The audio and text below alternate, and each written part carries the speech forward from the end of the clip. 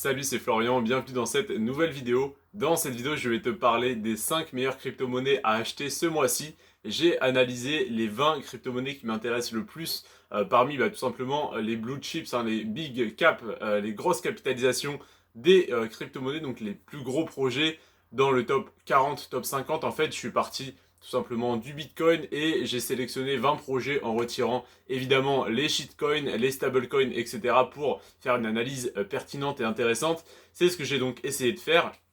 Avant-hier, je t'ai présenté les 5 crypto-monnaies qui ont le mieux performé pendant ce marché baissier. Aujourd'hui, je vais te présenter une vidéo beaucoup plus intéressante et beaucoup plus concrète où je vais te parler des 5 crypto-monnaies qui ont connu la plus forte baisse. Et donc, eh bien, j'en ai racheté certaines d'entre elles, ou plutôt j'en ai racheté une parmi les 5. C'est donc celle qui a le plus baissé. Évidemment, je fais ce que je te recommande de faire. Et voilà, je ne fais pas que parler. Donc, la première que j'ai à te présenter, qui est donc sur la cinquième marche, on va dire, du podium, qui a donc baissé de 33,6% ce mois-ci et de 45,5% en un an, c'est le XMR. Donc le XMR, moins 33% en un mois, moins 45% en un an. Voilà, on est quand même sur une assez forte baisse, on est sur un gros projet. Donc si jamais tu crois en le projet, ça peut être intéressant de renforcer. Et voilà, ça va être le même discours pour toutes les crypto-monnaies, mais il y a des projets qui ont baissé de 50, 60, 70% depuis un an. Celui-ci n'a baissé que de 45%, donc il n'a même pas encore perdu la moitié de sa valeur. Pour le marché relativement dur qu'on a en ce moment, c'est correct. Mais voilà, attention quand même, parce que ça peut tout simplement continuer de baisser et ne pas s'arrêter si jamais plus personne ne croit en ce projet. En tout cas, voilà, le XMR, moins 33,6%. Le deuxième que j'ai à te présenter, c'est le AVAX. On est à moins 34,7% pour le token de la blockchain Avalanche. Moins 34,7% en un mois, je le rappelle, c'est une baisse très importante. Cependant, étant donné que le AVAX avait tout simplement explosé assez récemment, on est encore à plus 67% sur un an, malgré que ce mois-ci, il ait perdu un tiers de sa valeur. Donc ça veut dire que jusqu'au mois dernier, on était quand même sur un x2 sur AVAX sur un an. Donc on est sur une crypto-monnaie qui a extrêmement bien performé jusqu'à il y a encore pas très longtemps, parce que on a un marché baissier depuis quelques mois, quelques trimestres même. Et le AVAX s'en sort quand même très bien. C'est celui qui s'en sort le mieux d'ailleurs de projet, avec plus 67% sur un an. Ensuite, on a le CRO sur la troisième marche du podium qui a perdu 35,1% ce mois-ci. Donc le CRO de crypto.com qui avait déjà énormément baissé les mois précédents, étant donné les annonces de baisse de rendement sur le stacking et de baisse de rendement également sur la carte crypto.com que personnellement je détenais avec plus de 350 € de stacké en CRO, ce qui me permettait d'avoir un cashback, il me semble, de 3 ou 4%, je ne sais plus. En tout cas, voilà, ça a bien descendu et là, on doit être aux alentours des 1%, il me semble. Donc, je n'utilise d'ailleurs plus ma carte crypto.com depuis que les niveaux de stacking ont baissé tout simplement. C'est dommage parce que ça aurait pu être quelque chose d'intéressant s'ils avaient maintenu ce niveau de rendement à long terme. Malheureusement, ça n'était pas soutenable pour eux financièrement. C'est simplement pour attirer du monde vers crypto.com. Et donc, comme ils auraient pu s'y attendre, à partir du moment où ils ont baissé les rendements, eh bien, tout le monde a fui crypto.com pour retourner sur Binance. Donc, c'est bien dommage, mais ça devait arriver. Donc, le CRO avait déjà beaucoup perdu en valeur. Il a encore perdu 35,1% ce mois-ci. Et malgré ça, on reste en positif sur un an, tellement il avait explosé parce qu'on est toujours à plus 19,4% sur un an. Mais voilà, récemment, on a quand même connu 2-3 mois consécutifs de très fortes baisses sur le CRO, donc attention. On pourrait se dire qu'on a atteint un prix plancher, mais rien n'est plus sûr dans le milieu de la crypto-monnaie. Le deuxième projet, sur la deuxième place du podium, on a NIR, le jeton NIR de la blockchain NIR Protocol.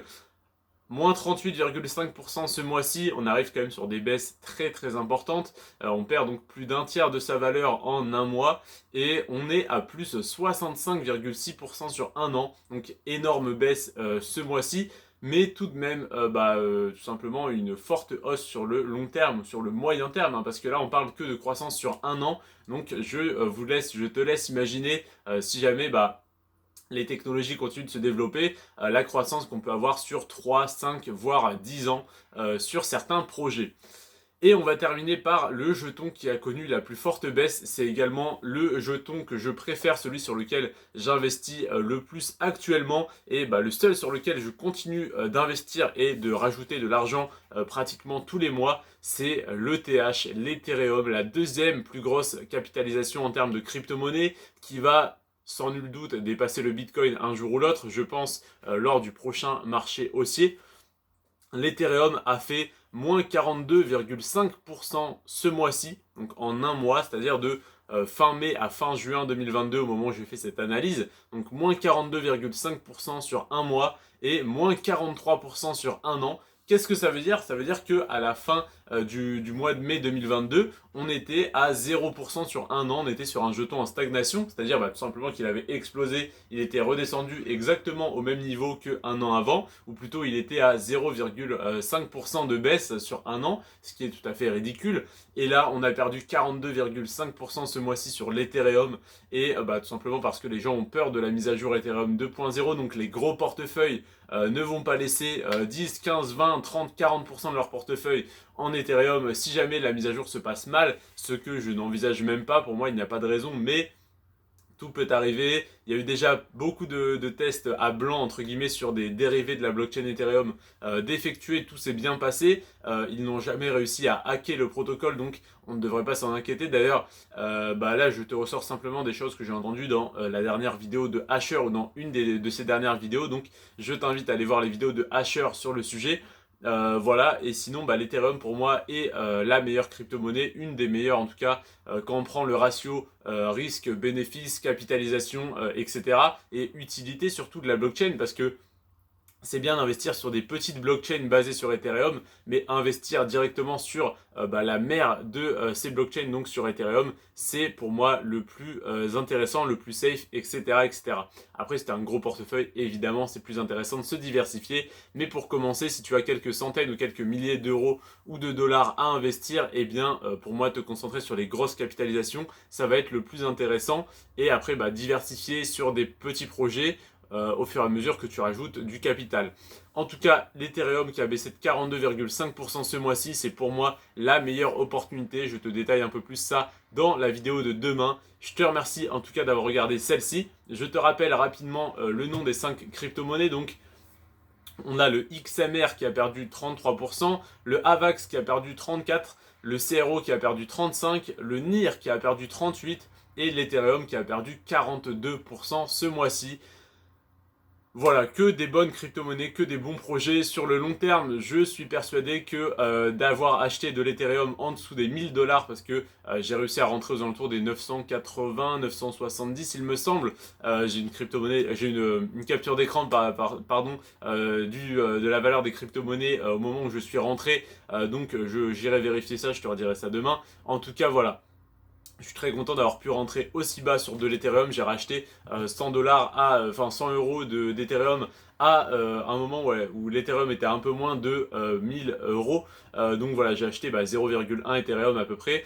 Et donc j'espère que l'Ethereum va repartir à la hausse dans quelques mois. J'aimerais bien qu'il reste à ce prix-là encore quelques temps, voire qu'il baisse encore un peu pour pouvoir me renforcer encore plus au fur et à mesure que j'ai des rentrées d'argent.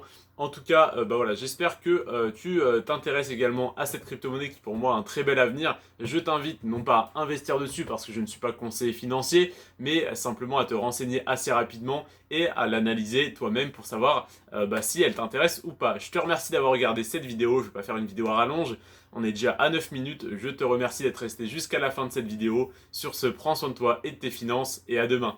Ciao.